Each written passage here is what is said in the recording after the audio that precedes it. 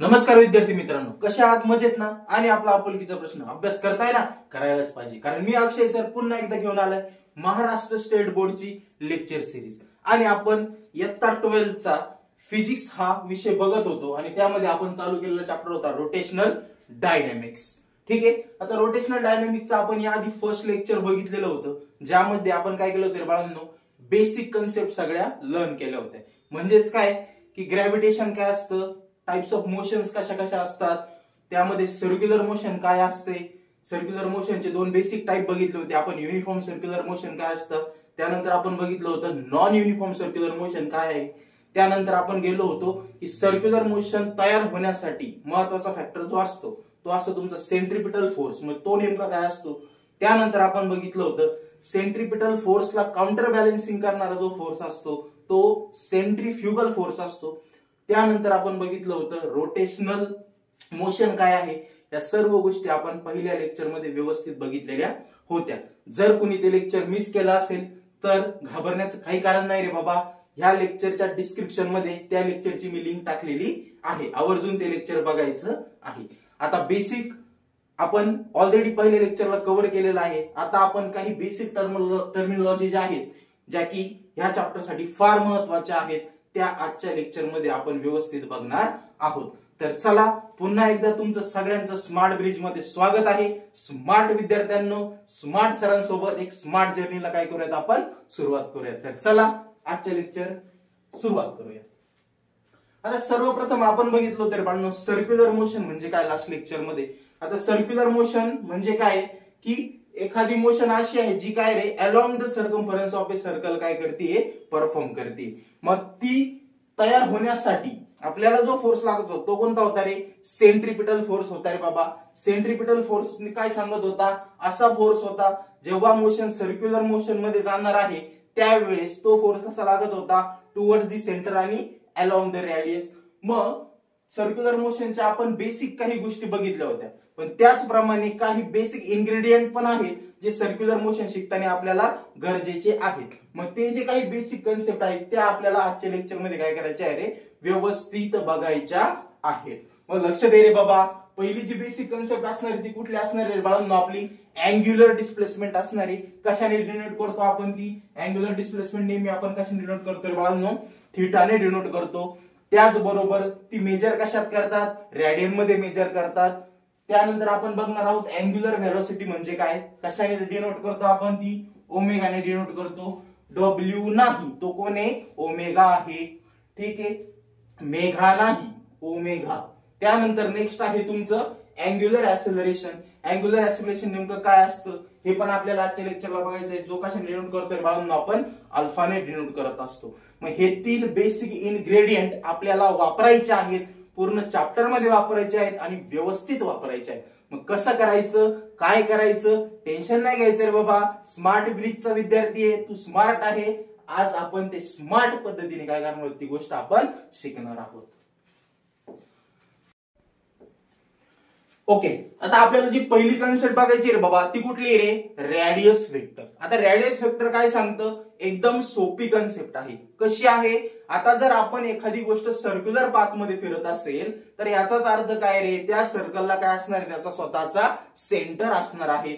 मग त्या सेंटर पासनं तर त्या ऑब्जेक्ट जो सर्क्युलर पाथ मध्ये फिरतोय त्या ऑब्जेक्ट पर्यंतचं जे डिस्टन्स असतं त्या डिस्टन्सला आपण काय म्हणत असतो रे बाळांनो, रेडियस वेक्टर म्हणत असतो. मग आता एक्झाम्पल सांगायचं झालं तरी इथं काय दिसतंय तुम्हाला की मून आहे जो की काय करतोय रे, सर्क्युलर मोशन परफॉर्म करतोय आणि अर्थ ही काय झाली, त्याची सेंटर झालेली आहे. मग आपण काय म्हणू शकतो इथं, अर्थ काय रे बाळांनो तुमची, अर्थ act as a centre of a circle. ह्या ज्या सर्क्युलर मोशन मध्ये अर्थ काय झाली तुमची रे, सेंटर झाली. म्हणजेच काय, इथं रेडियस वेक्टर काय असणार आहे तुमचा, distance between earth and moon. म्हणजेच काय की ह्या अर्थ पासनं मून पर्यंतच जे काही माझं डिस्टन्स येणार आहे त्याला मी काय म्हणणार आहे बाळांनो, माझी रेडियस वेक्टर म्हणणार आहे. एकदम सोपं आहे, काहीच अवघड नाही. आता मग डेफिनेशन बघूयात आपण. The vector drawn from centre of a circle to the position of a particle. म्हणजेच काय, vector drawn from centre of a circle to the position of that object. म्हणजेच काय, अर्थ पासून सन पर्यंतचं जे डिस्टन्स आहे त्याला जर मी एखादा व्हेक्टर ड्रॉ केला तर त्याला काय म्हणणार, मी त्याची रेडियस व्हेक्टर म्हणणार आहे. एकदम सोपी कन्सेप्ट आहे, काहीच अवघड नाही. मग आता ही मेजर कशी करायची सर? सर्वप्रथम लक्षात ठेवायचं हे डिस्टन्स आहे. मग डिस्टन्स कशात मेजर करतो आपण? नेहमी मीटर मध्ये करतो. त्यामुळे याचं जे एसआय युनिट आहे ते काय असणार आहे बाळांनो? मीटर हे असणार आहे. त्याचबरोबर हे याला काहीतरी स्वतःचं डिनोशन असणार आहे. मग हे कशाने डिनोट केलं जातं रे? तर लक्षात ठेवायचं, it is denoted by radius vector जो आहे तो आर बार नी डिनोट केला जातो. म्हणजेच काय रे, आर आणि वरती काय तुमच्या व्हेक्टरचं साइन आहे. म्हणजे स्मॉल आर वरती काय द्यायचं आहे? व्हेक्टरचं साइन, एरो, त्यालाच काय म्हणतो आपण? बार असं म्हणत असतो. सोपी कन्सेप्ट आहे, काहीच अवघड नाही, परंतु ही एक्झाम मध्ये खूप इम्पॉर्टंट आहे. आय होप तुम्हाला ही व्यवस्थित लक्षात आली असेल. पटकन याचा स्क्रीनशॉट काढून घ्या. आपण काय करूयात, पुढची टर्मिनॉलॉजी बघूयात. ओके, सो आय होप तुम्हाला रेडियस वेक्टर हे व्यवस्थित लक्षात आलेलं असेल. आता काय, रेडियस वेक्टर हे फार महत्वाचं आहे, कारण ज्या आपल्याला 3 बेसिक टर्मिनॉलॉजी बघायच्या आहेत, ज्या की आहे तुमच्या अँग्युलर डिस्प्लेसमेंट, अँग्युलर व्हेलॉसिटी आणि अँग्युलर ऍक्सिलरेशन. यांच्यासाठी हा बाबा फार इम्पॉर्टंट आहे. म्हणून पहिल्यांदा काय समजून सांगितलं तुम्हाला, रेडियस वेक्टर हे काय असतं हे मी व्यवस्थित समजून सांगितलेलं आहे. आता आपण नेक्स्ट जो पॉइंट बघणार आहोत तो आहे आपला अँग्युलर डिस्प्लेसमेंट. आता अँग्युलर डिस्प्लेसमेंट नेमकं काय आहे? आता सगळ्यात पहिल्यांदा एक गोष्ट लक्षात ठेवायची, काय रे, की आता इथं जे एक्झाम्पल घेतलंय आपण ते मगाचंच एक्झाम्पल आहे. मग आता ह्या अर्थ, आता याला जर मी नावं दिले, याला म्हटलं ए आणि याला काय म्हटलं रे बी आणि याला काय म्हटलं मी सी. ठीक आहे, आता महत्वाची गोष्ट काय लक्षात येते, हा ए आणि बी हा काय झालाय तुमचा रेडियस वेक्टर झालाय. म्हणजे मी याला असं म्हणू शकतो आर बार 1 म्हणतो. त्यानंतर आणखी एक रेडियस वेक्टर दिसतोय तुम्हाला एसी, याला काय म्हणू शकतो मी आर बार 2. ठीक आहे, आता काय लक्षात येतंय, जर फिगर बघितली तर मला लगेच कळतंय काय, सर इथं पोझिशन चेंज झालेली आहे. कुणाची पोझिशन चेंज झाली रे? रेडियस व्हेक्टरची पोझिशन चेंज झाली. बरोबर, एका पोझिशन पासून तो कुठे गेलाय? दुसऱ्या पोझिशनला गेलाय. आणि ज्या वेळेस तो एका पोझिशन पासून दुसऱ्या पोझिशनला जातोय त्यावेळेस काय होतंय रे, तिथं काहीतरी काय फॉर्म होतोय, अँगल फॉर्म होत आहे. आणि तो अँगल कशात असतो? नेहमी रेडियन मध्ये असतो. कशात असतो रे बाळांनो? रेडियन मध्ये असतो. मग महत्वाची गोष्ट काय सांगते इथं, the angle traced by radius vector. बरोबर, एका पोझिशन पासून रेडियस वेक्टर दुसऱ्या पोझिशनला गेला, मग त्यांनी काय ट्रेस केला रे बाळांनो? अँगल ट्रेस केला. बरोबर आहे की नाही? मग काय येतंय, the angle traced by radius vector which is measured in. कशात मेजर केला जातो? रेडियन मध्ये मेजर केला जातो. याला अजिबात विसरायचं नाही. खूप वेळा एमएसटी सीईटी मध्ये यावरती एमसीक्यू आलेला आहे. मग काय सांगितलंय, the angle traced by radius vector. बरोबर, and which is measured in radian. Such a phenomenon of particle is called as, काय इथं तुमची त्या पार्टिकलची काय असते रे? अँग्युलर डिस्प्लेसमेंट असते. पण केव्हा? When the particle is in a circular motion. Particle कशात असायला हवं रे बाळांनो? सर्क्युलर मोशन मध्ये असायला हवा. सोपी डेफिनेशन आहे, यात काहीही अवघड नाही. परत एकदा सांगतो रे बाबा, नीट लक्ष दे. The angle traced by a radius vector. Radius वेक्टरने काय केलाय? अँगल ट्रेस केलाय. ठीक आहे, which is measured in radian. जो कशात मेजर केला जातो रे बाळांनो? रेडियन मध्ये मेजर केला जातो. आणि तो केव्हा? when the particle is in a circular motion. जेव्हा पार्टिकल कशात असतो रे? सर्क्युलर मोशन मध्ये असतो. अशा प्रकारच्या फेनोमेनॉनला आपण काय म्हणत असतो रे बाळांनो? अँग्युलर डिस्प्लेसमेंट म्हणत असतो. एकदम सोपं आहे, काहीही अवघड नाहीये. एक्झाम्पल पण आपण बघितलंय. मग आता एबी हा झाला तुमचा पहिला रेडियस वेक्टर, त्यानंतर एसी हा काय झाला? दुसरा रेडियस वेक्टर. आणि एबी टू एसी ह्या प्रवासामध्ये त्याने काहीतरी काय केलाय रे? अँगल ट्रेस केलेला आहे. त्या अँगलला आपण काय म्हणत असतो? अँग्युलर डिस्प्लेसमेंट म्हणत असतो, which is measured in radian. मग आता महत्वाची गोष्ट, त्याला काय म्हणतो आपण? थीटा म्हणत असतो. दिसतो इथं जो अँगल आहे त्याला आपण काय म्हटलं रे बाळांनो? थीटा म्हटलेला आहे. मग आता बेसिक गोष्ट येते काय काय रे? मग इट इज डिनोटेड बाय, कशाने डिनोट केला जातो? तो नेहमी थीटाने डिनोट केला जातो. त्यानंतर याचं जे एसआय युनिट असणार आहे ते काय असणार आहे बाळांनो? रेडियन असणार आहे. याचा युनिट काय आहे त्याचं? रेडियन आहे. कारण आपण डेफिनेशन मध्येच बघितलं की हा कशाने मेजर केला जातो? रेडियनने मेजर केला जातो. त्यानंतर याचं बघायचंय मला मॅथमॅटिकल एक्सप्रेशन. आता मॅथमॅटिकल एक्सप्रेशन पण सर खूप सोपं आहे. कसं? आता इथे काय तुमचा एका पोझिशन पासून दुसऱ्या पोझिशनला गेलाय म्हणजे त्याने काय बनवली रे? तिथे एक आर्क बनवली. त्या आर्कला काय असणार? स्वतःची लेंथ असणार आहे. मग याला मी काय म्हंटल? यस. येतंय लक्षात? आणि चेंज कोण होतंय? ट्रेस कोण करतंय? Radius vector. बरोबर आहे की नाही? एक पोझिशनहून दुसऱ्या पोझिशनवर जातोय. मग खाली काय येणार? त्याला डिवायडेड बाय रेडियस वेक्टर. म्हणजेच काय येतंय तुमचं?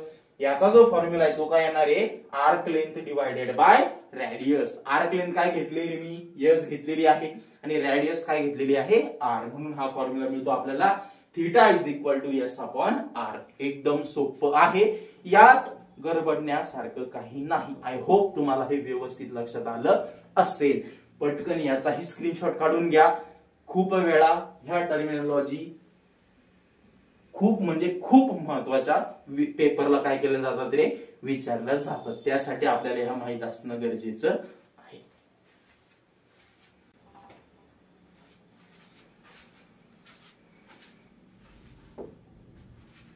आता आपला नेक्स्ट पॉइंट आहे तुमचा relation between angular displacement and linear displacement. 2 marks साठी हा प्रश्न विचारला जातो आणि एकदम सोपा आहे. मात्र नेमकं रिलेशन काय ते आपल्याला बघायचं. आता कन्सिडर करा इथे एक फिगर आहे आपल्याकडे. ठीक आहे. त्या फिगर मध्ये काय आहे रे? अर्थ काय घेतलाय आपण? सेंटर कन्सिडर केलाय. त्यानंतर मून हा ए पॉइंट पासून कुठे गेलाय? बी पॉइंट पर्यंत गेलाय. आपल्याकडे ज्या रेडियस वेक्टर आहेत त्या कुठल्या कुठल्या आहेत? तुमच्याकडे ओ ए आणि ओ बी. ठीक आहे. आणि यांनी जी काही आर्क लेंथ ट्रॅव्हल केली तिला काय म्हटलंय मी? डेल्टा एस म्हटलेलं आहे. एकदम सोपं आहे. यात काही कन्फ्युज होण्याचं कारण नाही. सर्वप्रथम मी काय म्हणणार आहे इथे? कन्सिडर ए पार्टिकल परफॉर्मिंग. काय परफॉर्म करतोय रे? Circular motion. पार्टिकल काय करतोय रे? सर्क्युलर मोशन परफॉर्म करत आहे विथ अन अँग्युलर डिस्प्लेसमेंट. याची जी काही अँग्युलर डिस्प्लेसमेंट आहे ती कुठली रे? थीटा. येते लक्षामध्ये? आणि आम्ही काय म्हणू शकतो मग? Therefore theta is equal to, आपल्याकडे फॉर्म्युला आपण आत्ताच बघितलेला आहे. थीटा काय होता रे? आर्क लेंथ डिवायडेड बाय काय होते रे बाळांनो? Radius. Yes. Okay. So is equal to arc length कशाने दाखवली आपण? यस डिवायडेड बाय रेडियस काय रे बाळांनो? आर. ठीक आहे. म्हणजे आपल्याला जो फॉर्म्युला मिळाला तो काय झालाय तुमचा? Theta is equal to S upon काय आहे? आर आहे. आता त्यानंतर आपल्याला एक महत्वाची गोष्ट आहे ती पण माहिती आहे की linear displacement of a object is equal to काय असतं रे? यस असते. लिनियर डिस्प्लेसमेंट कशाने दाखवतो आपण? यस ने दाखवत असतो. मग इथे काय म्हणता येईल तुम्हाला? देअरफॉर आता हा थीटा इज इक्वल टू काय आपल्याकडे? थीटा इज इक्वल टू आहे यस अपॉन आर. बरोबर आहे की नाही? आता हा आर इकडे डिवाइड आहे, पलीकडे जाऊन काय होणार आहे बाळांनो? तो मल्टिप्लाय होणार आहे. म्हणजे आपल्याला जे रिलेशन मिळतं ते काय मिळतं रे? S is equal to theta into काय मिळत असतो? आर मिळत असतो. आणि हे आहे आपलं relation between angular displacement and linear displacement. एकदम सोपं आहे. परत एकदा सांगतो, नीट लक्ष द्या. Consider a particle performing circular motion with an angular displacement. काय आहे आपल्याकडे? थीटा आहे. मग थीटाची जी डेफिनेशन आहे ती काय सांगत होती रे बाळांनो? It is a ratio of, कशाचा रेशो आहे? Arc length divided by radius. मग आर्क लेंथ आहे यस, रेडियस आहे आर. आणि आपण इयत्ता 9वी मध्ये शिकलेलो होतो. काय शिकलो होतो रे बाळांनो? की लिनियर डिस्प्लेसमेंट एखाद्या ऑब्जेक्टची असेल तर तिला आपण कशाने डिनोट करतो रे? यस ने डिनोट करतो. बरोबर आहे सर. मग थीटा इज इक्वल टू आपल्याकडे फॉर्म्युला होता यस अपॉन आर. बरोबर आहे की नाही? मग जर हा आर इकडे डिवाइडला असेल तर तिकडे जाऊन काय होणार रे बाळांनो? तो मल्टिप्लाय होणार आहे. म्हणजे यस इज इक्वल टू आपल्याला काय मिळालंय? Theta into R. म्हणजेच काय लक्षात येतंय आपल्या? Linear displacement is equal to, it is nothing but the product of, कोणाचा प्रोडक्ट आहे, गुणाकार आहे म्हणजे काय, प्रोडक्ट आहे. It is the product of angular displacement with radius vector. कळालं का, रेडियस वेक्टर इतकं महत्वाचं आहे. आय होप तुम्हाला हे व्यवस्थित लक्षात आलं असेल. पटकन याचा स्क्रीनशॉट काढून घ्या, आपण नेक्स्ट टर्म बघूया. ओके, अँग्युलर डिस्प्लेसमेंट, त्याचं रिलेशन, ह्या दोन्ही गोष्टी तुम्हाला व्यवस्थित लक्षात आलेल्या असतील. आता आपण जाणार आहोत पुढच्या टॉपिकला, ज्याचं नाव आहे तुमचं अँग्युलर व्हेलॉसिटी. मग अँग्युलर व्हेलॉसिटी काय आहे ते आपण बघूया.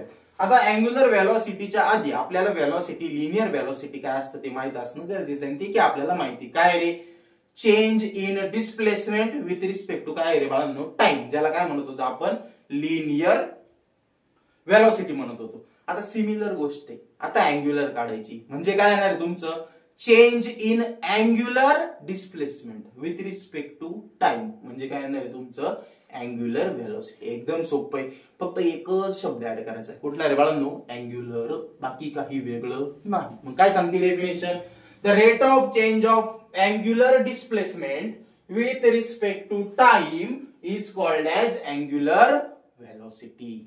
सोपं आहे, काहीच अवघड नाही. पुढे काय सांगताय रे, it is denoted by omega. मी मगाशीच सांगितलं होतं हे कशाने डिनोट केलं जातं, ओमेगाने डिनोट केलं जातं. आता याचं एसआय युनिट बघायचंय. आता लक्षात घ्या, एसआय युनिट काय सांगणार आहे तुमचं, एक गोष्ट घ्या की काय होतं तुमच्याकडे रे, ओमेगा इज इक्वल टू, आता यामध्ये काय आलं होतं तुमचं, change in displacement with respect to काय होता रे तुमचा टाइम. बरोबर आहे की नाही, चेंज म्हणजे काय डेल्टा किंवा डेरिव्हेटिव्ह घेतो आपण. आता महत्वाची गोष्ट काय ती तुमची, इथं चेंज होतोय, कोण होतोय, थीटा चेंज होतोय सर. थीटा कोण होता, रेडियन, म्हणजे इथं आला तुमचा पहिल्यांदा काय रे, रेडियन डिवायडेड बाय खाली काय टाइम, कशात दाखवणार आहे, सेकंद. म्हणजे याचं जे असं युनिट मिळणार ते काय मिळणार आहे मला, रेडियन पर सेकंद. पाठ करायचं नाही, रट्टा मारणं आपल्याकडे जमतच नाही, कारण आपण स्मार्ट ब्रिजचे विद्यार्थी आहे, आपण स्मार्ट वर्क करणारे विद्यार्थी आहेत.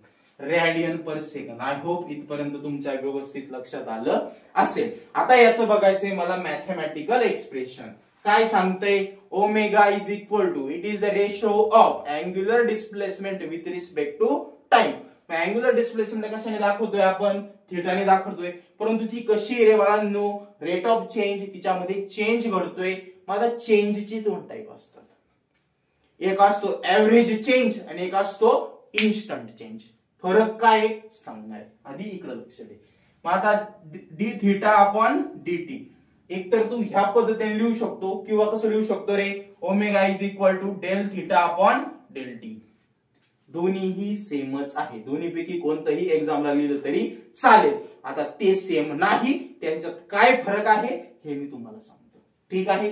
मग ह्या अँग्युलर व्हेलॉसिटीचे दोन बेसिक टाइप पडतात. कुठले कुठले रे, एक असतो तुमचा ऍव्हरेज अँग्युलर व्हेलॉसिटी आणि दुसरा असतो इन्स्टंटेनियस अँग्युलर व्हेलॉसिटी.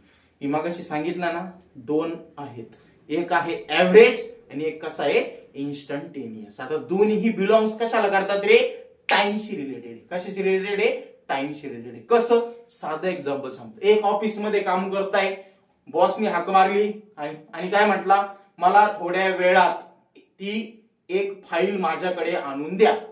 थोड्या वेळात, तुमच्याकडे वेळ आहे. ज्या कंडिशन मध्ये व्हेलॉसिटी कॅल्क्युलेशन मध्ये टाइम मिळतो, तो थोडा का होईना पण टाइम मिळतो, त्याला काय म्हटलं जातं रे तुमचं ऍव्हरेज टाइम. म्हणजेच काय आला, ऍव्हरेज अँग्युलर व्हेलॉसिटी. आणि तोच बॉस जर एम्प्लॉयला बोलून म्हटला की मला इन्स्टंट आत्ताच्या आत्ता ती 4 नंबरची फाईल माझ्या टेबलवर पाहिजे, याचा अर्थ काय रे, टाइम कसा चाललाय, कमी आहे खूप. त्याचं लिमिट कसं आहे, इट टेंड्स टू झिरो.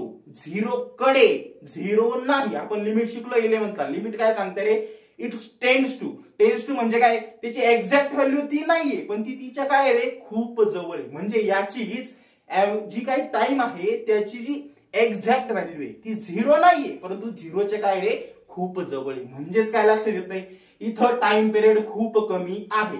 अशा प्रकारे ज्या व्हेलॉसिटी मध्ये टाइम पिरियड खूप कमी असतो त्या ठिकाणी जी तुम्हाला व्हेलॉसिटी मिळते तिला काय म्हणतो आपण, instantaneous angular velocity. I hope तुम्हाला या दोन्हीमधला फरक कळालेला असेल. ऍव्हरेज म्हणजे तिथं काहीतरी वेळ आहे, तर इन्स्टंट म्हणजे काय रे, तिथं खूपच कमी वेळ आहे.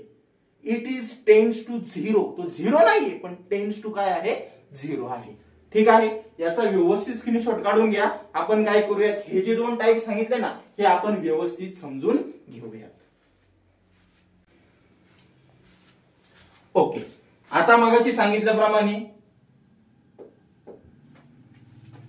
पहिला टाईप आहे आपल्याकडे ऍव्हरेज अँग्युलर व्हेलॉसिटी. म्हणजेच काय आहे, हा सिंपल चेंज आहे. काय आहे रे, सिंपल चेंज आहे. इन्स्टंट चेंज आहे का, नाही. हा कसा आहे, सिंपल चेंज आहे. इथे टाइम आहे.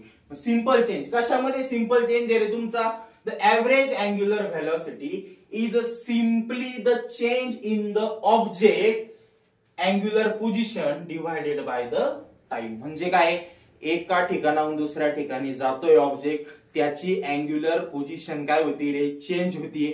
ती चेंज कशी होणार आहे, सिंपल मॅनर मध्ये होणार आहे. तिथं काहीतरी टाइम आपल्याला मिळत आहे.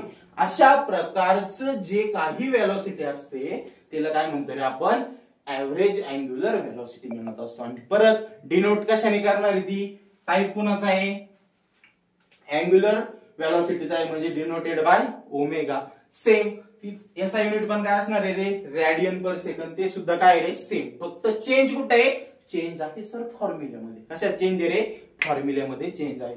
फॉर्म्युला काय सांगतो तुम्हाला, del theta upon del T. आता डेल थीटा म्हणजेच काय, इथं चेंज आहे, इथं वेळ आहे, म्हणजे दोन प्रकारचे टाइम आहे. बरोबर, एक आहे इनिशियल टाइम आणि एक काय असणार तुमच्याकडे, फायनल टाइम. त्याचबरोबर तुम्हाला काय असणार आहे रे, इनिशियल डिस्प्लेसमेंट आणि काय असणार आहे, फायनल डिस्प्लेसमेंट. मग हा प्रकारचा प्रॉब्लेम सॉल्व्ह करण्यासाठी आपण जो फॉर्म्युला यूज करतो तो काय करतो रे, theta 2 minus theta 1 divided by T2 minus काय असतो रे, T1. येते लक्षात, सोपं आहे, काहीच अवघड नाही. जिथं टाइम बिंग मिळतो ती कुठली झाली, ऍव्हरेज अँग्युलर व्हेलॉसिटी. जिथं टाइम पिरियड खूप कमी मिळतो, टेन्स टू झिरो असतो, म्हणजे तो काय असणार आहे तुमचा नेक्स्ट जो इन्स्टंटेनियस आहे, इन्स्टंटेनियस अँग्युलर व्हेलॉसिटी. तो टाइप काय असतो रे, येत असतो. पटकन याचा स्क्रीनशॉट काढून घ्या. आपण काय करूयात, पुढचा टॉपिक बघूयात. ओके,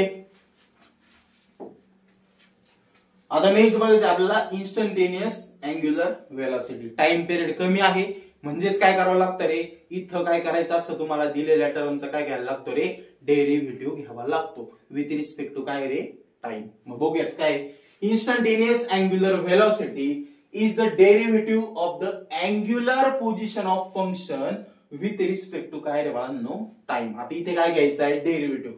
हा शब्द खूप गरजेचा आहे, हा अजिबात विसरायचा नाही. परत it is denoted by omega, परत रेडियन पर सेकंड. यामध्ये सुद्धा काहीही बदल नाही, बदल फक्त कुठे, फॉर्म्युलेमध्ये आहे. लास्टचा जो फॉर्म्युला होता तो आपला काय होता रे, डिफरन्स येत होता त्यामध्ये. इथे डिफरन्स येत नाही. इथे काय करतो रे आपण, दिलेली जी डिस्प्लेसमेंटची किंमत आहे तिचा काय करतो आपण, डिफरन्शिएट विथ रिस्पेक्ट टू काय घेत असतो रे, टाइम घेत असतो.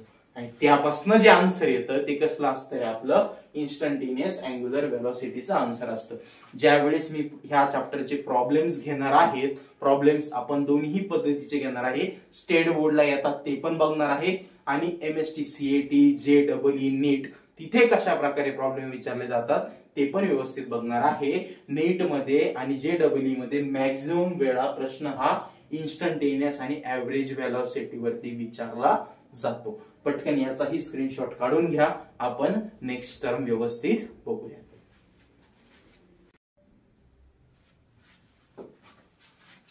ओके, आता काय करायचं आपल्याला, नेक्स्ट आहे आपलं काही बेसिक फॉर्म्युलेज बघायचे जे की आपल्याला काय बाळांनो प्रॉब्लेम सॉल्व्हिंग मध्ये काय करत असतात, मदत करत असतात. आता फॉर्म्युले कुणाचे बघायचे, आपण ओमेगा बघत होतो, मग ओमेगाचेच आपल्याला काय करायचे ते फॉर्म्युलेज बघायचे आहेत. आता ओमेगाचे फॉर्म्युलेज बघत असताना तिचे दोन रिलेशन आहेत. ओमेगाचं एक रिलेशन कोणासोबत पडतं रे, टाइम पिरियड सोबत पडतं.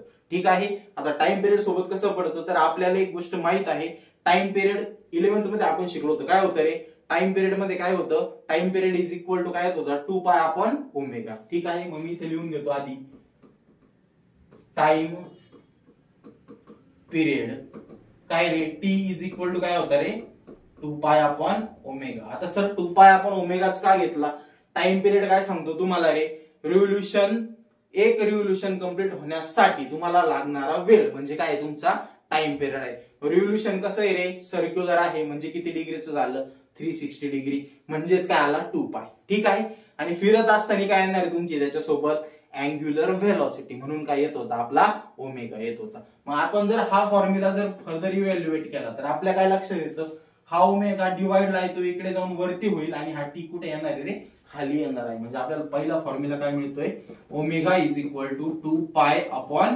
टी. और यालाच मी कसं लिहू शकतो रे बाळांनो, 2 पाय मल्टिप्लाय बाय 1 अपॉन टी. याला मी काय म्हणतो, इक्वेशन नंबर काय म्हणतो रे बाळांनो 1 म्हणतो.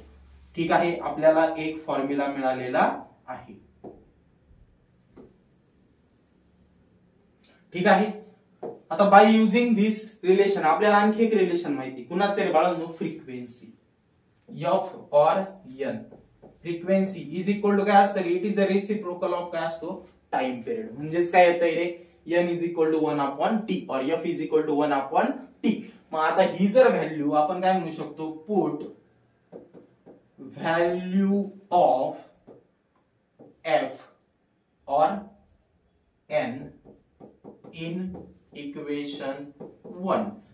आता इथं सर्वप्रथम हा टी इकडे जाईल, एन कुठे येईल खाली, म्हणजे therefore T is equal to काय मिळालं आपल्याला 1 अपॉन एन. असं घेतलं तरी चालेल, नाही घेतलं तरी चालेल, काय फरक पडत नाही त्यांनी. मग आता काय करू आपण, 1 अपॉन टी ही जी व्हॅल्यू आहे ती इथं पुट करायची. मग आता ओमेगा इज इक्वल टू हा 2 पाय जसाच्या तसा मल्टिप्लाय बाय 1 अपॉन टी च्या ऐवजी काय पुट करणार बाळांनो, आपण एन पुट करणार आहोत. म्हणजे आपल्याला आणखी एक फॉर्म्युला मिळाला काय रे बाळांनो, ओमेगा इज इक्वल टू 2 पाय एन. हे दोन्हीही फॉर्म्युले खूप महत्वाचे आहेत, जे की काय रे एक्झाम मध्ये प्रॉब्लेम सॉल्व्ह करताना आपल्याला खूप मदत करत असतात. आय होप तुम्हाला हे व्यवस्थित लक्षात आलेले असतील. ज्या प्रॉब्लेम मध्ये तुम्हाला रिलेशन मिळतं आहे ओमेगा आणि टाइम पिरियडचं, त्यावेळेस पहिला फॉर्म्युला यूज करायचा. जिथे तुम्हाला frequency, number of terms, rotations ह्या टाइप मध्ये जर डाटा दिलेला असेल तर त्यावेळेस काय करायचं, दुसरा फॉर्म्युला यूज करायचा. पटकन हे दोन्ही फॉर्म्युले व्यवस्थित स्क्रीनशॉट काढून घ्या. आपण याच्या पुढचा पॉइंट बघूया.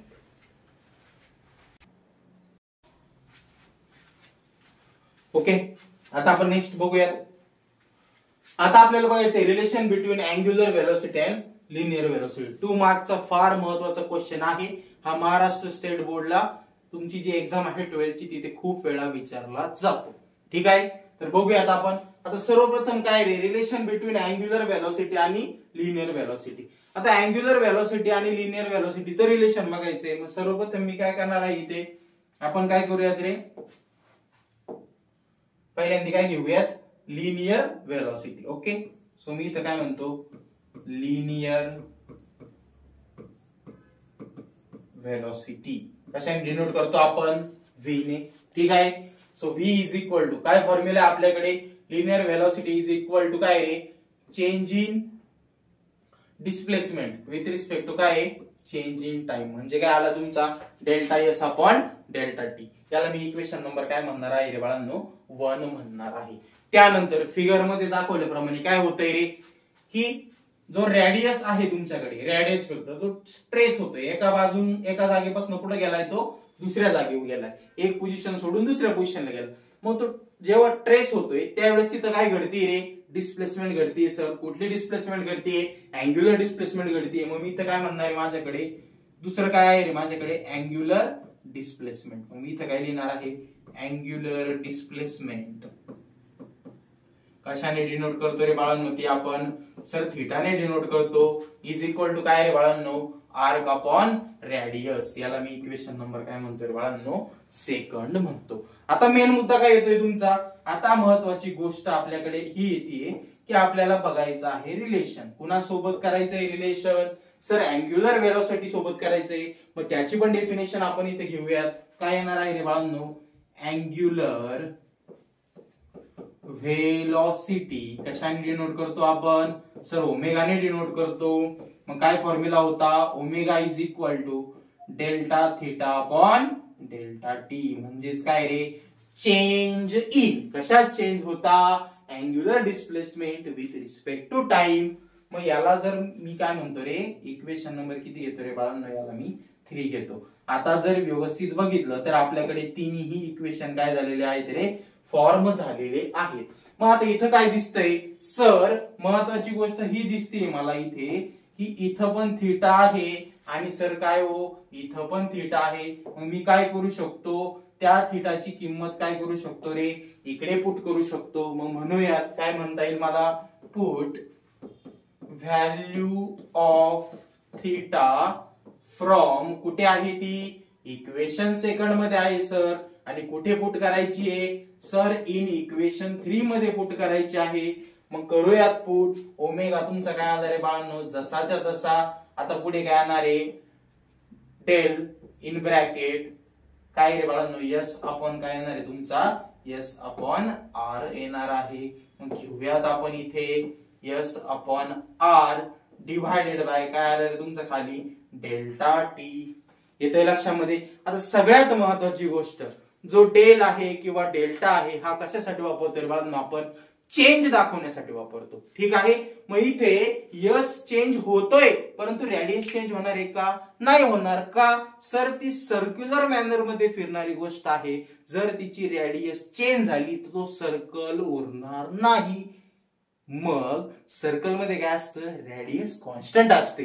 म्हणून तुम्हाला डेल्टा हा फक्त यस पुढेच पुट करता येईल, आर पुढे करता येणार आहे का, नाही. मग मी हेच इक्वेशन कसं लिहू शकतो, डेल्टा टाकला, पुढे टाकला यस, मल्टिप्लाय बाय काय लिहायला लागणार आहे मला, फक्त आर लिहायला, सॉरी डिवायडेड बाय काय लिहायला लागणार आहे, फक्त इथं आर लिहायला लागणार आहे. 1 सेकंड. डिवायडेड बाय काय आलं रे, आर डिवायडेड बाय इथं काय येणार तुमचा खाली डेल्टा टी. एकदम सोपं आहे, काहीच अवघड नाही. मग आता जर हेच मी फर्दर इव्हॅल्युएट केलं तर काय येईल रे, omega is equal to delta S upon काय रे, डेल्टा टी मल्टिप्लाय बाय, याला कसं लिहू शकतो मी, 1 अपॉन आर. दिसतंय 1 अपॉन आर. ठीक आहे. मग आता जर मी नीट बघितलं तर फ्रॉम इक्वेशन 1 नुसार काय दिसतंय रे, इथं पण डेल्टा एस अपॉन टी आहे सर, आणि इथं पण काय डेल्टा एस अपॉन टी. मग ह्या डेल्टा एस अपॉन टी च्या ऐवजी मी काय पुट करू शकतो रे, व्ही पुट करू शकतो. मग इथं म्हटलं फ्रॉम इक्वेशन 1 माझं काय येणार आहे रे, ओमेगा इज इक्वल टू काय येणार आहे, delta S upon delta T च्या ऐवजी आला व्ही डिवायडेड बाय काय आला तुमचा आर. मग हा जो आर आहे हा इकडे मल्टिप्लाय आहे सर, पलीकडे जाऊन काय होणार आहे, सॉरी इकडे डिवाइड आहे सर, पलीकडे जाऊन काय होणार आहे, तो मल्टिप्लाय होणार आहे. म्हणजेच काय मिळेल मला final answer, V is equal to काय आलं रे माझं, ओमेगा आर. हे आहे तुमचं relation between angular velocity and linear velocity. I hope तुम्हाला हे व्यवस्थित लक्षात आलेलं असेल. मी परत एकदा स्मॉल रिकॅप सांगतो, खूप महत्वाचा प्रश्न आहे. स्टार्टिंगला आपण काय घेतलं रे बाळांनो, लिनियर व्हेलॉसिटी फॉर्म्युला आपल्याला माहिती आहे sir, delta S upon delta T, याला म्हटलं इक्वेशन नंबर 1. त्यानंतर तिथे डिस्प्लेसमेंट घडलेली आहे म्हणून मी अँग्युलर डिस्प्लेसमेंट घेतली, theta is equal to S upon R formula आपल्याला माहिती आहे. इक्वेशन नंबर काय घेतलं रे मी, 2 घेतलेला आहे. त्यानंतर सर तिसरी टर्म घेतली आपण, ती कुठली होती रे, अँग्युलर व्हेलॉसिटी कशी दाखवतात sir, delta theta upon delta T. मग काय केलं मी, थीटाची व्हॅल्यू जी आहे ती वरती आपल्याकडे होती, ती मी इथं पुट केली, फर्दर इव्हॅल्युएशन केलं. नंतर माझ्या काय लक्षात आलं सर, एस अपॉन आर तर टाकलाय, परंतु त्याच्या पुढे काय रे, डेल्टा आहे, आणि डेल्टा हा चेंज दाखवतो, माझी रेडियस चेंज होत नाही, म्हणून तो आर मी काय केला, सेपरेट घेतला. ठीक आहे. आणि जो delta S upon delta T आलेला आहे तो कुठे दिसतोय मला, इक्वेशन 1 मध्ये दिसतोय. त्याची व्हॅल्यू काय आहे सर, त्याची व्हॅल्यू व्ही आहे, ती पुट केली, स्मॉल मॅथमॅटिकल चेंजेस केले आणि मला फायनल इक्वेशन मिळालं, V is equal to omega R. म्हणजेच काय रे, it is the relation between काय angular velocity and linear velocity. काय रिलेशन सांगतं मग, linear velocity is equal to, it is the product of, कोणाचा प्रोडक्ट आहे रे बाळांनो, अँग्युलर व्हेलॉसिटी विथ कोणासोबत आहे, रेडियस वेक्टर. इतकं सोपं आहे, अजिबात गडबड करायची नाही. पटकन याचा स्क्रीनशॉट काढून घ्या, आपण पुढील टॉपिक बघूया. ओके, आता आपल्याला बघायचं आहे अँग्युलर ऍक्सलरेशन. आता सोपं होतं. आता बघा, हे एक आहे ना इंटरकनेक्टेड लिंक्स आहेत यांच्यामध्ये.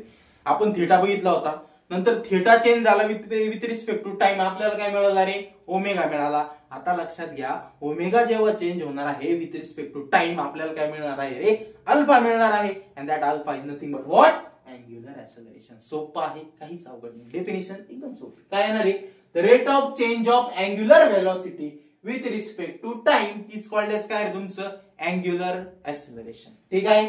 मग इट इज डिनोटेड बाय, कशाने डिनोट केलं जातं रे बाळांनो, अल्फाने डिनोट केलं जातं. आता महत्वाची गोष्ट परत काय रे, आता इथं काय तुमच्याकडं, change in angular velocity with respect to time. आता याचा जो फॉर्म्युला होता तो काय बघितला होता, तो आपण radian per second divided by खाली टाइम आहे, म्हणजे टाइम परत काय आला, सेकंद. सेकंद सेकंद काय झालं रे, सेकंदचा स्क्वेअर. मग याचा युनिट काय मिळणार आहे मला, रेडियन पर सेकंड स्क्वेअर. एकदम सोपं आहे, काहीच अवघड नाही. मग आता याचं मॅथमॅटिकल एक्सप्रेशन काय येणार आहे परत, अल्फा इज इक्वल टू काय रे बाळांनो, angular velocity with respect to time change आहे म्हणून काय आलं रे तुमचं, D omega upon D T. किंवा यालाच कसं लिहू शकतो आपण, del omega upon del T. ही झाली तुमची इन्स्टंटेनियस, आणि खालची काय झाली रे बाळांनो, ऍव्हरेज झालेली आहे. याचे सुद्धा दोन टाइप असतात, एक असतो ऍव्हरेज ऍक्सलरेशन आणि दुसरं काय असणार आहे, इन्स्टंटेनियस ऍक्सलरेशन. जसं व्हेलॉसिटीचं होतं सेम हे तसंच्या तसंच आहे, काहीच फरक नाही. टाइम पिरियड कमी असेल इन्स्टंटेनियस म्हणायचं, टाइम पिरियड जर असेल तर त्याला काय म्हणणार, ऍव्हरेज म्हणणार. आज बघायचंय, स्मॉल सांगतो रिकॅप पुढे लगेच.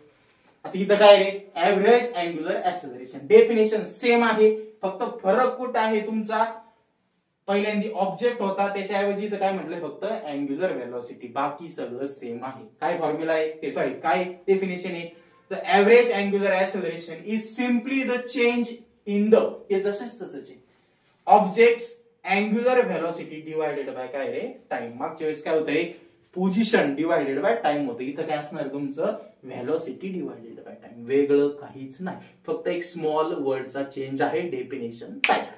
ओके, खालचं डिनोटेड जसं तसं खालचं तुमचा एसआय युनिट मध्ये पण काही फरक नाहीये. चेंज कुठे झाला सर, खाली झाला. अल्फा इज इक्वल टू इथं काय आलंय तुमचं, डेल ओमेगा आपण काय आला रे, डेल टी आलेला आहे. परत एकदा इथं टाइम पिरियड मिळतोय. मग याला जर सॉल्व्ह करायचं असेल तर कसं करणार, omega 2 minus omega 1 divided by काय रे बाळांनो, T2 minus T1. I hope हे पण तुम्हाला व्यवस्थित लक्षात आलेलं असेल. आता नेक्स्ट टर्म आहे तुमची, ती कुठली असणार आहे, इन्स्टंटेनियस असणार आहे. डेरिव्हेटिव्ह घ्यायचा आहे, बरोबर. सगळी डेफिनेशन जशीच्या तशी, फक्त हा वर्ड ऍड झालाय. कुठला रे बाळांनो, डेरिव्हेटिव्ह. हा शब्द काय झालाय तिथं ऍड झालेला आहे. चेंज संपला, डेरिव्हेटिव्ह आला.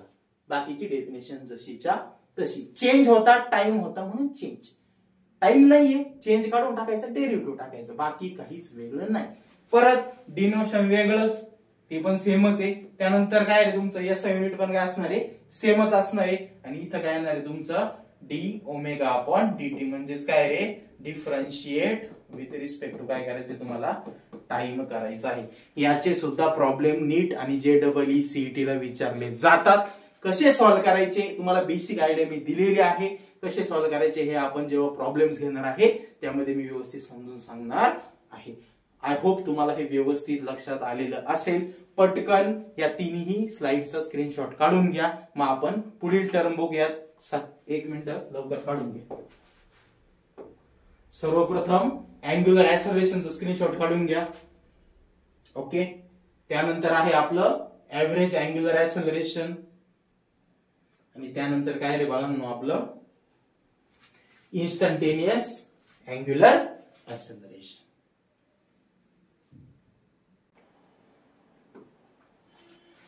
ओके, सो आजच्या लेक्चरचा लास्ट टॉपिक आहे आपला relation between angular acceleration and linear acceleration. हा सुद्धा इम्पॉर्टंट क्वेश्चन आहे, स्टेट बोर्डला विचारला जातो. 2 मार्क्स साठी. बघूया त्याचं रिलेशन आपण कसं कॅल्क्युलेट करू शकतो. आता सर्वप्रथम मी काय घेणार आहे, माझ्याकडे काय रे बाळांनो, लिनियर ऍक्सेलरेशन. आता लिनियर ऍक्सेलरेशन कशाने दाखवतो आपण, सर ए ने दाखवतो. ए इज इक्वल टू, आपल्याकडे काय फॉर्म्युला होता रे, डेल्टा व्ही अपॉन काय रे बाळांनो, डेल्टा टी. याला मी काय म्हणतो, इक्वेशन नंबर काय म्हटलं मी, 1 म्हटलेलं आहे. आता याचं रिलेशन कोणासोबत काढायचंय, सर अँग्युलर ऍक्सेलरेशन सोबत काढायचंय. मग त्याची पण डेफिनेशन घेऊयात आपण. काय येणार आहे तुमचं, अँग्युलर ऍक्सेलरेशन कशाने दाखवतो, सर अल्फाने दाखवतो. अल्फा इज इक्वल टू काय होतं तुमच्याकडं, डी ओमेगा अपॉन काय होतं रे, dt. इक्वेशन नंबर काय आलंय तुमच्याकडं, सेकंड आलेलं आहे. आता आपल्याला आणखी एक गोष्ट माहिती, काय रे, वी नो दॅट. आपण आत्ताच बघितलंय रिलेशन कोणाकोणाचं रे, लिनियर वेलोसिटी आणि अँग्युलर वेलोसिटी. काय सांगत होती रे, v इज इक्वल टू काय होतं तुमच्याकडं, ओमेगा आर होता. ठीक आहे. मी काय करतो आता, दिलेला हे जे रिलेशन आहे याला मला हे कशाचं आहे रे, व्हेलॉसिटीचं आहे सर. याचं कन्व्हर्जन मला कशात करायचंय, ऍक्सेलरेशन मध्ये करायचंय. म्हणजेच काय करणार, याला डिफरन्शिएट करायचं विथ रिस्पेक्ट टू काय रे बाळांनो, टाइम. मग आपण काय करूयात, याला काय म्हणूयात, डिफरन्शिएट विथ रिस्पेक्ट टू काय रे बाळांनो, टाइम. मग काय लिहितं, dv बाय काय येणार आहे रे, dt इज इक्वल टू. आता r हा कॉन्स्टंट आहे, तो डेरिव्हेटिव्हचे काय येतो रे, बाहेर येतो. आणि पुढे काय येणार आहे, डी ओमेगा आपण काय आधारे बाळांनो, dt. याला मी काय म्हणतो, equation number 3.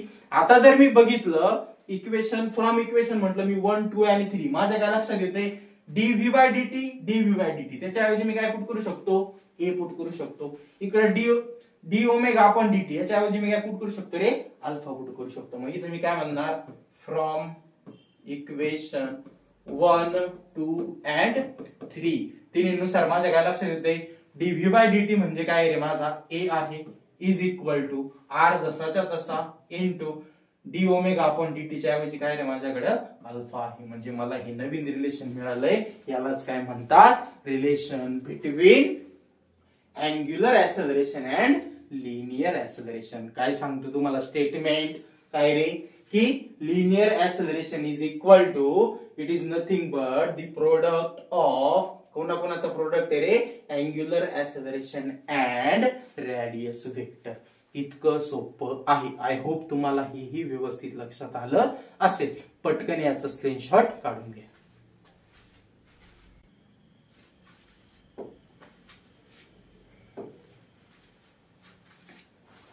Okay, so I hope तुम्हाला आजच्या सर्व कन्सेप्ट व्यवस्थित लक्षात आल्या असतील. जनरली काय होतं, हा जो टॉपिक आहे ना, हा खूप कमी वेळात शिकवला जातो.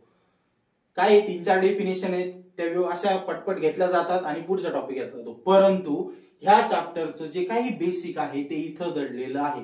आपल्याला अँग्युलर वेलोसिटी, अँग्युलर डिस्प्लेसमेंट आणि अँग्युलर ऍक्सेलरेशन हे व्यवस्थित माहित असणं गरजेचं आहे. त्याचबरोबर त्यांचे टाइप्स, एकदा ऍव्हरेज मध्ये जातं, एकदा इन्स्टंटेनियस मध्ये जातं, तेही व्यवस्थित माहित असणं काय रे बाळांनो गरजेचं आहे. त्याचबरोबर या तिन्हींचेही काय आहेत रे, एक रिलेशन्स आहेत. ते रिलेशनही आपल्याला एक्झाम मध्ये विचारले जातात, तेही व्यवस्थित माहित असणं गरजेचं आहे. हे सर्व आपण 1 बाय 1 व्यवस्थित आजच्या लेक्चर मध्ये कव्हर केलेलं आहे. आता नेक्स्ट लेक्चर मध्ये आपण काय करणार आहोत, तर नेक्स्ट लेक्चर मध्ये आपण जाणार आहोत application of rotational dynamics. Rotational डायनॅमिक्सचे जे काही ऍप्लिकेशन आहेत तुमचे रोटेशनल मोशनचे, ते आपल्याला बघायचे आहेत. त्यामध्ये काय आहे तुमचं, हॉरिझॉन्टल कर्व रोडचा आहे, त्यानंतर वॉल ऑफ डेथ आहे. ह्या प्रकारचे अनेक जे डेरिव्हेशन आहेत ते आपल्याला, कोनिकल पेंडुलम आहे, हे पुढे जाऊन व्यवस्थित बघायचे आहेत. हे आपण नेक्स्ट लेक्चर मध्ये काय करणार आहोत, त्याची सुरुवात करणार आहोत. आय होप तुम्हाला हे लेक्चर व्यवस्थित समजलं असेल. जर तुम्हाला हे लेक्चर व्यवस्थित कळलं असेल तर तुमच्या मित्रांना नक्कीच ते काय करायचंय बाळांनो, शेअर करायचं आहे, या व्हिडिओला लाईक करायचं आहे आणि आपल्या स्मार्ट ब्रिज चॅनलला सबस्क्राईब करायला अजिबात विसरायचं नाही. तर पुन्हा भेटूयात एकदा एका नवीन लेक्चर सिरीज सोबत. तोपर्यंत हसत राहा, खेळत राहा आणि अभ्यास करत राहा.